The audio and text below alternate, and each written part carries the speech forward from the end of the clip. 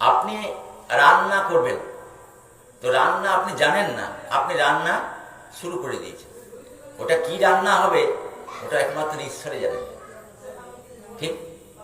রান্নাতে একটা নুনের পরিমাণ আছে, একটা ঝালের পরিমাণ আছে, আছে না?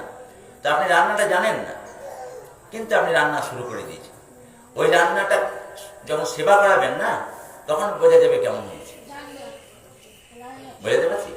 তেমনি আপনি যে ভগবানকে জানতে এসেছেন, মানে ভগবানের যে সেবা পূজা আপনি করছেন, প্রতিদিন ভগবানকে ভালোবাসছেন, ভগবানের জন্য ভোগ দিচ্ছেন, ভগবানের প্রতি আস্থা বিশ্বাস রেখেছেন, ভগবান আমার একজন, তাহলে এইগুলো করার আগে, ভগবানের ভক্তি সেবা পূজা করার আগে সর্বপ্রথমেই আপনাকে জানতে হবে ভগবান কি।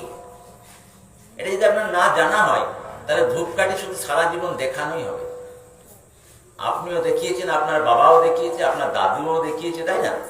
সবাই ধূপকাঠি দেখিয়েছে, কিন্তু আপনিও ধূপকাঠি দেখাবেন, আপনার ছেলে মেয়েরা ধূপকাঠি দেখাবেন, এইসবই চলবে।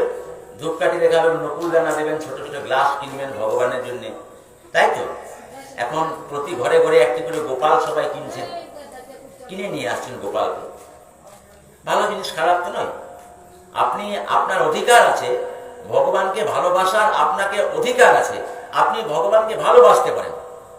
কিন্তু আমার বলার বক্তব্য হচ্ছে যে আপনি যাকে ভালোবাসবেন তাকে দেখে নেবেন না, দরকার নেই দেখা। আই লাভ ইউ, এই যে আই লাভ ইউ, আমি তোমাকে ভালোবাসি, এটা এত সহজ নয়। একটা ছেলে যখন একটা মেয়েকে ভালোবাসে, তার আগে কিন্তু দেখে নেয় তার স্বভাব কেমন, তার পড়াশোনা কেমন, তার চরিত্র কেমন, তার বাড়ির মানুষ কেমন, তারপরে সম্পর্ক স্থাপনটা হয়, ভালোবাসাটা। তো আপনি যখন ভগবানের সঙ্গে ভালোবাসা স্থাপন করছেন, তা আপনি জানবেন না? আপনি জানেন? আপনারা কেউ জানেন যে আপনি যে ভগবানকে ভালোবাসেন সে কেমন? কেউ জানে না। শুধু আপনি জানেন না, না, এই জগতে প্রায়ই জানে না, 100-র মধ্যে 99। মানে ঢিল ছুটছে চোখ বন্ধ করে, যদি আম পড়ে যায়, কিন্তু আম পড়বে না। এটা হচ্ছে জ্ঞান যোগ। তো কথা হলো যে আপনি যে ভগবানকে সেবা পূজা করছেন কষ্ট করে, জন্ম জন্মান্তরে, এক জন্ম না, জন্ম জন্মান্তরে, আজ পর্যন্ত আপনি কি ভগবানকে দেখেছেন? আপনি কি আজ পর্যন্ত ভগবানকে দেখেছেন? তাই না? দেখেননি। আপনি তাহলে ভগবানকে দেখেননি।